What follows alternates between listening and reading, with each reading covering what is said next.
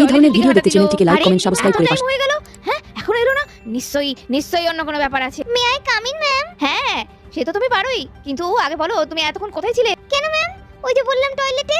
তাই নাকি? দেখি দেখি হাতটা দেখি। কিছু তো নেই।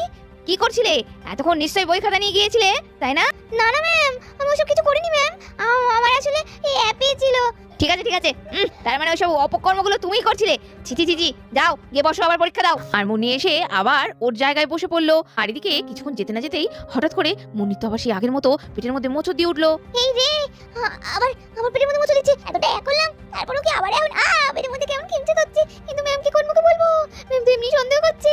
আবার যদি বলি সর্বনাশ, কি হবে? এ হতচ্ছাড়ি মেয়ে ছেলে রে, আমাদের দিকে পেছন করে ধুমধাম মিসাইল ছাড়িস না, অজ্ঞান হয়ে যাবো, পরীক্ষা দিতে পারবো না। তুই দূর হ। ও কি খাই রে? আমার মাথা ঘুরছে, আমি অজ্ঞান হয়ে যাবো। ওরে বাকি সামনে এদিকে বসেছি, নালে দুমদাম যা